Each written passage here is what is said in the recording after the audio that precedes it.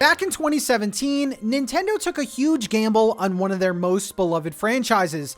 The Legend of Zelda series has mostly been linear up until the release of Breath of the Wild. They completely changed the formula, giving players for the first time a true open-world, free-roaming game. That gamble obviously paid off. The launch game for the Nintendo Switch was a huge success, and most fans love and appreciate the new formula so much that they couldn't see the series going back. Well, Nintendo has listened with the direct sequel, Tears of the Kingdom, for the Nintendo Switch. Players that are coming directly from Breath of the Wild should feel right at home, as Tears of the Kingdom reuses a lot of some of the great aspects of the previous game.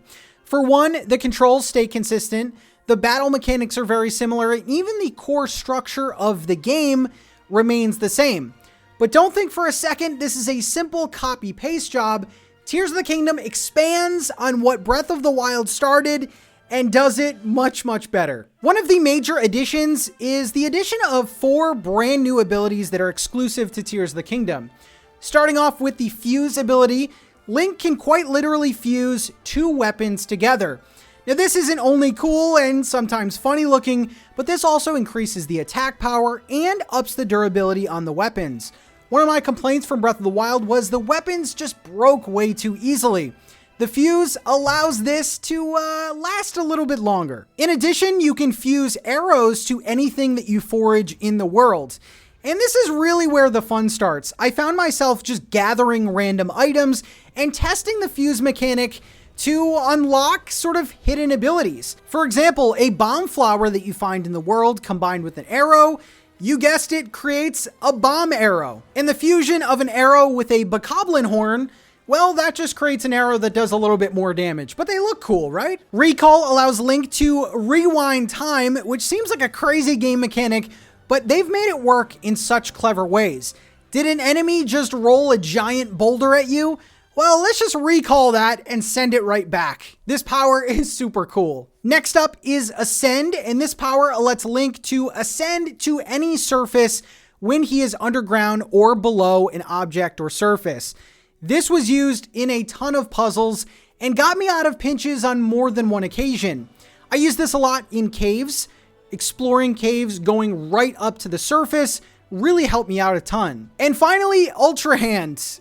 Oh boy, let's talk about Ultra Hand. Remember the Magnesis power from Breath of the Wild? You were limited to picking up and moving metal objects. Think of it like that, but the ability to move quite literally every object. This power is so overpowered. Now, Link uses this power primarily to create different vehicles and structures.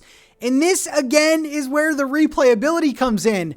I made countless number of cars, countless number of flying machines, and you will have to make all of those because the puzzles demand it, the world demands it.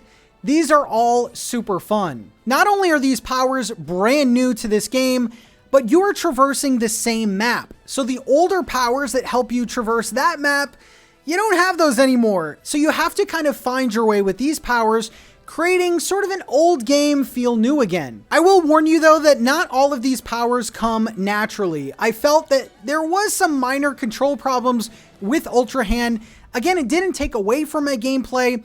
It's just kind of learning a new game mechanic, which I often like to do. It just didn't come as naturally as I would like it. There are some minor annoyances with rotating objects. Sometimes you need to rotate objects perfectly just to fit completely right to make a vehicle. But besides that, all of these powers controlled well, and the situations that you need to use them in were perfect. To me, the star of any open world game is the open world itself. Characters, story, that's all great, but what am I going to be exploring for hundreds and hundreds of hours? The world, the map. Now, Tears of the Kingdom was in a very unique situation because they reused Breath of the Wild's map. So what did Nintendo do to combat this? They changed literally everything. Towns that you knew and loved in Breath of the Wild have now been updated with new decorations, new characters. Literally go anywhere in Breath of the Wild, and if you see a little rock on the ground, 99% of the time it is changed and updated in Tears of the Kingdom. This to me is absolutely insane. And oh, by the way, the giant map of Breath of the Wild just got 3 times bigger. Probably the most unique part of this game are the sky islands that you can traverse to. This game focuses on a lot more verticality than Breath of the Wild, as you can now explore the skies freely. You just have to get up there first. To get up to the sky islands, you can find very unique ways, which I will not spoil, or create vehicles that will send you way up into the sky. And trust me when I say you are going to want to explore these sky islands, you will miss out on a lot of loot, a lot of Koroks, and a lot of shrines if you do not. The sky islands are seriously amazing, and the fact that it is a seamless transition from sky island to the ground, to the sky islands is kind of insane. But no, Nintendo is not done there, because the sky islands take up about a third of the map. There is another layer that hasn't been as advertised, and that is the depths. The depths, or the underground, is the same size as the base map of Breath of the Wild. A layer hidden beneath the ground floor that you need to illuminate to traverse. This is seriously some of the scariest stuff I've seen in Zelda games. Once again, I'm not going to spoil what's down there, but make sure you go and explore. You can find very unique enemies and some pretty awesome loot. One of the most important elements of any Legend of Zelda game is the storyline, and I am so happy to report that Tears of the Kingdom might have one of the best in the series. And I know fans are looking at me crazy right now, but it is seriously that good. Similar to Breath of the Wild, you will follow 4 main storylines scattered throughout the different regions of Hyrule. I thought this would kind of be dull because we've already done this in Breath of the Wild, but the inclusion of new characters and very surprising challenges makes this a breath of fresh air. The formula for these storylines includes the following. You have a pre-dungeon quest, a quest to get to the dungeon itself, capping off with an epic boss battle.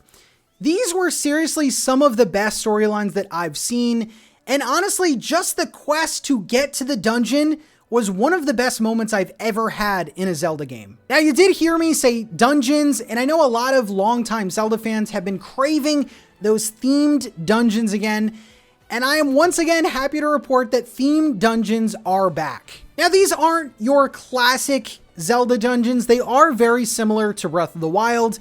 I know in Breath of the Wild you had to activate some certain terminals, and that is back, although the terminals are themed to whatever dungeon you're in. But I will say that the overall theme of the dungeons and the size as well, being 4 or 5 times bigger than the ones in Breath of the Wild, make these a super memorable and oftentimes challenging aspect of this game. The boss battles were another highlight for me. Some of the best cinematic moments in the series history.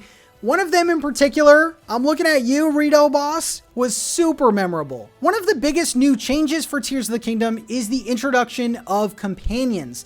Now, these act very similar to the champion abilities in Breath of the Wild, except these companions will fight with you and stay by your side permanently. Seriously, this is a game changer. Each companion has their ability that recharges relatively fast, similar to Rivali's Gale, which sent you way up in the sky via a wind current. You now have Tullin's wind current, which sends you horizontally across the map, making your paragliding jumps work that much better. If you are worried at all about these becoming annoying, there are options to turn them on and off, which is a great quality of life feature. Overall, Tears of the Kingdom took what Breath of the Wild started and improved on almost every aspect. And I haven't even mentioned things like the characters, the enhanced graphics, and the musical score is just simply amazing. I seriously think this is a new standard set for Nintendo. I really do think that the Zelda team is one of the most talented teams that Nintendo has, and this is living proof of it. Between the 900 plus Koroks, the nearly 400 caves, 150 shrines, hundreds of side quests, and the 50-hour main storyline, you will be immersed in this world for a very long time. And trust me, when you play this game, you will want to be. I can't give Breath of the Wild anything less than a 98. I really do think that this game is near perfection, and I'm so happy that you guys are finally going to experience this game. Let me know in the comments if you have played this game, what score would you give it, and how do you like it compared to Breath of the Wild? Thank you so much for watching the channel. Subscribe for more game reviews and Zelda content. More videos coming very soon. Thanks again for watching.